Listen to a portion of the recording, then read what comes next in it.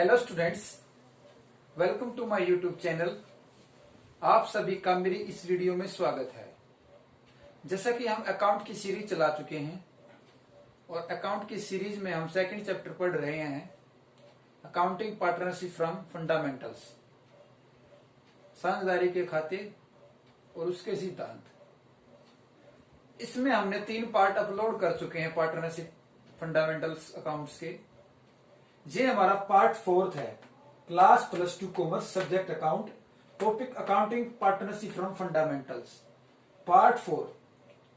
मैं आप सभी से निवेदन चाहूंगा कि आप पहले 3 वीडियो को देखें, बाद में देन पार्ट 4 को देखें, क्योंकि जिसमें फर्स्ट वीडियो में हमने पार्ट में पार्टनरशिप का मीनिंग्स बता रखा है, पार्टनरशिप के राइट्स बता रखे हैं। सेकंड में हमने एलएलपी और पार्टनरशिप में डिफरेंस बता रखा है, और थर्ड में हमने पार्टनरशिप डीड और साथ की साथ एंट्रीज बता रखी हैं, जो कि मोस्ट इंपोर्टेंट है बोर्ड एग्जाम के लिए। एक तो वहां से क्वेश्चन थ्योरी में आता 8 नंबर का पक्का, और न्यूमेरिकल क्वेश्चन जो आज हम वीडियो पढ़ेंगे इससे आता है, हमेशा आता है। तो पार्ट 4 है हमारा, जिसमें हमारा 4 मार्क्स का क्वेश्चन आएगा बोर्ड एग्जाम में। पक्का याद कर लेना इस चीज को, बोर्ड एग्जाम में हमारा 4 मार्क्स का क्वेश्चन आएगा। टॉपिक हमारा profit and loss appropriation account. देखो, जैसे कि हमने 11th क्लास में हमने फाइनल अकाउंट पढ़ा था, उससे पहले हमने किसी बिजनेस का कोई भी अकाउंट खोलना है तो हमने सबसे पहले ट्रेडिंग अकाउंट खोला था, प्रॉफिट लॉस अकाउंट खोला था और बैलेंस शीट बनाई थी। ये सारे काम करे थे। ये सिर्फ फर्म के पॉइंट ऑफ व्यू से हमने सारे काम किए थे। पॉइंट यानी फर्म के बिंदु को नजर में रखते हुए सारी बात हमने की थी। अचानक से ऐसा क्या आन पड़ा कि हमने पार्टनरशिप में profit and loss appropriation account बनाने की जरूरत पड़ी, जो कि हमारा चैप्टर है accounting partnership from. Partnership act 1932 में ये बोला गया है कि जो भी बिजनेस हम स्टार्ट करेंगे पार्टनरशिप में, तो वो 2 व्यक्ति, उसकी फीचर्स थी उसकी, जो हम लास्ट वीडियो में पढ़ चुके हैं।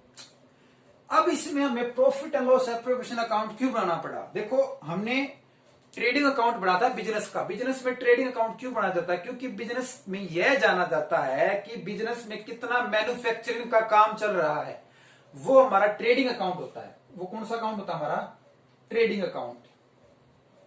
ट्रेडिंग अकाउंट में क्या होता है? कोई 2 नंबर का क्वेश्चन पूछ ले तो मैन्युफैक्चरिंग का काम होता है, जिसमें हमें ग्रोस प्रॉफिट निकालना होता है।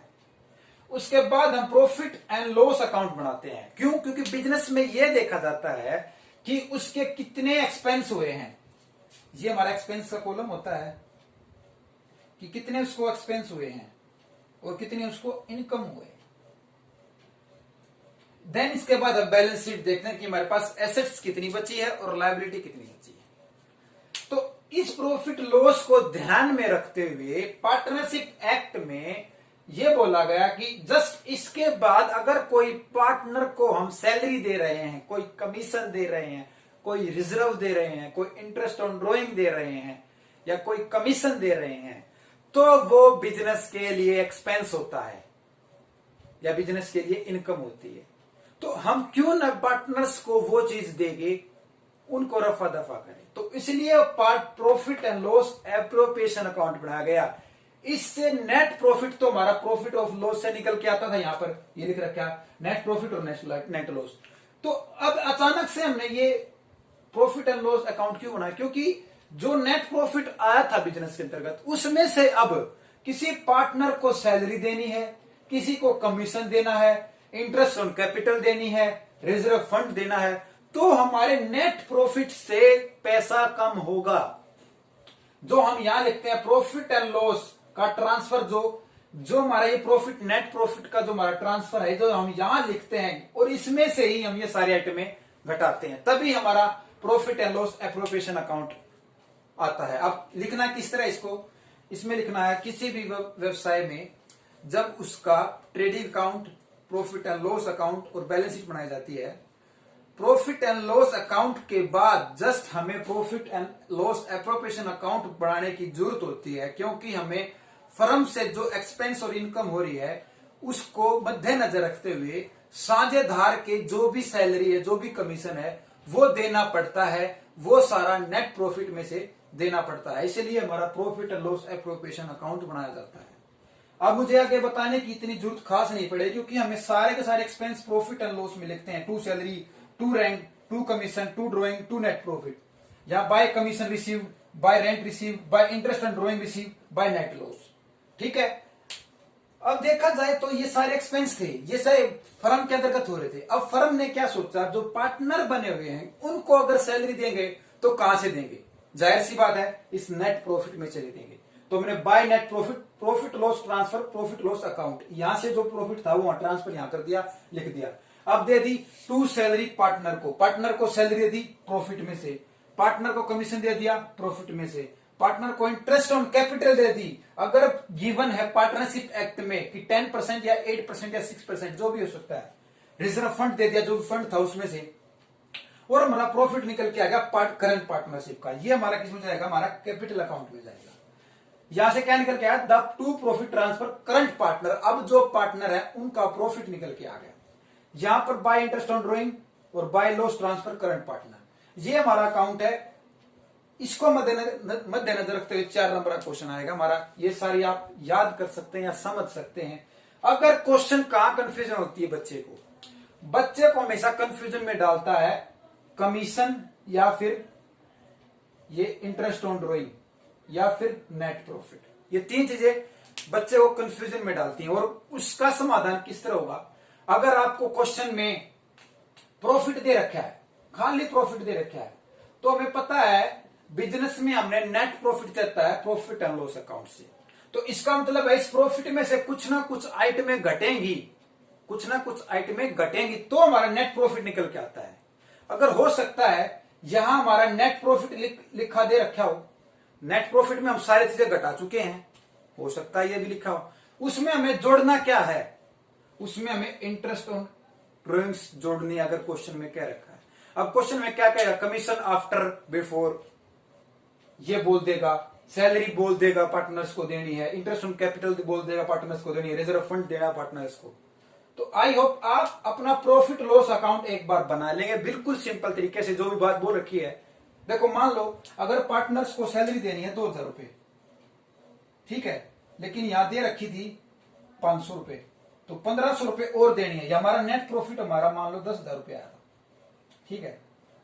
अब इसमें से हमें 1500 और घटाने पड़ेंगे ना, यही बात सोचनी है। अगर बाय चांस इसमें से रेंट भी देना था उनको, सॉरी रेंट नहीं कमीशन देना था, 10% कमीशन देना था 1000 का, ठीक है, तो इसमें से 1000 और घट जाएंगे, तो हमारा घट के प्रॉफिट से 8000 यानी 8500 बच जाएगा, और जो हमारा एक्चुअल में प्रॉफिट यहां लिखा जाएगा। बस आपको क्वेश्चन को ध्यान में रखते हुए जो भी आपको बोला गया, अगर प्रॉफिट लॉस अकाउंट की बात कही गई है, नेट प्रॉफिट दे रखा है, तो उसमें से यह आइटमें सारी घटानी है, ओके। देन अब क्वेश्चन में एक बात और पूछी जाती है कि profit and loss appropriation account की वो एंट्रिया करके दिखाओ क्वेश्चन में। क्वेश्चन का अकाउंट बनाने की छोड़ो, क्वेश्चन की एंट्रियाज करो। देखो एंट्रियाज मैंने कई बार बता रखा है बच्चों को कि जो भी हमारा डेबिट में है वो हमारा यहाँ क्रेडिट में होगा, जो यहाँ क्रेडिट है वो हमारा डेबिट में होगा। कोई भी एंट्री उठा के देख लेना, क्यों होगा देखते हैं कैसे। सबसे पहले एंट्रीज हमारी इंटरेस्ट ऑन कैपिटल, पूंजी पर ब्याज के लिए, अगर पूंजी पर ब्याज देना है या फिर पूंजी पर ब्याज के लिए क्या क्या प्रावधान हो सकते हैं। सबसे पहला क्या है, पूंजी पर ब्याज देना, तो हम क्या करेंगे, क्योंकि हमें किसको ब्याज मिलेगा, पार्टनर्स को। अगर पार्टनर्स को ब्याज मिलेगा तो उनको क्रेडिट करो, किसमें से, interest on capital to partners capital.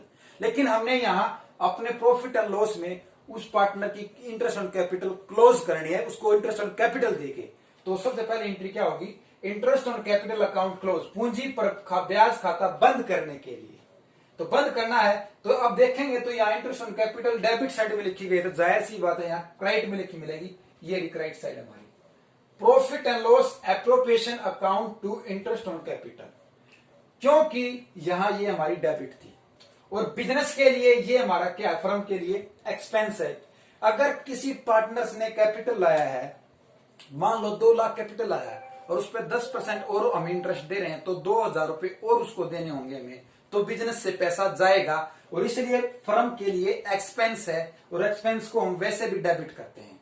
ये तो क्लोज करना है, profit and loss appropriation account debit to interest on capital. Second क्या हमारा, interest on drawing are close. अगर किसी पार्टनर ने कोई प्राइवेट काम के लिए पैसे दिए हैं कंपनी को, तो उसको ब्याज मिलना चाहिए।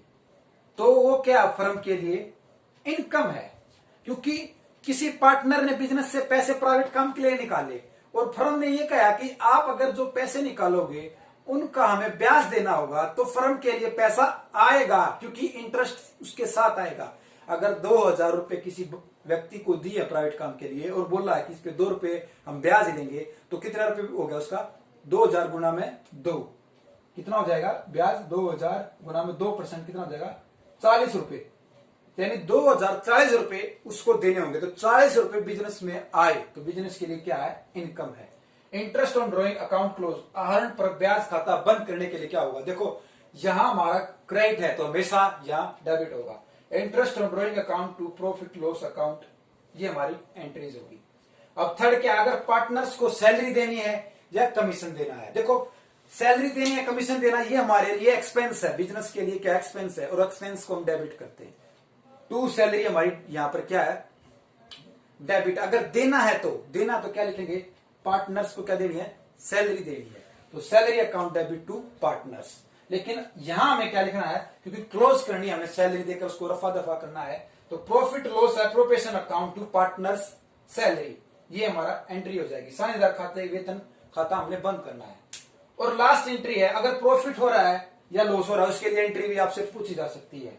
क्या होगा? प्रॉफिट है तो प्रॉफिट हमारा डेबिट साइड है, तो यहां हमेशा क्या होगा? क्रेडिट होगा।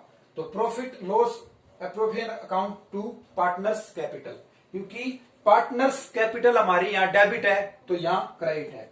पार्टनर्स कैपिटल लॉस हमारा क्या है? क्रेडिट है, तो यहां debit. Loss transfer to partners capital to profit and loss appropriation account. कुछ भी क्वेश्चन नहीं है, बिल्कुल सिंपल क्वेश्चन है। 4 नंबर का। अगर आपसे अकाउंट बोले तो अकाउंट बना दो, एंट्री बोले तो एंट्री। एंट्री किस तरह? ये सारी एंट्री लिखी है, इनके आगे जो यहाँ अमाउंट है वो अमाउंट लिखते चलो, आपका क्वेश्चन कंप्लीट हो जाएगा। आई होप कि आपको ये चारों वीडियो पसंद आएंगी। धन्यवाद।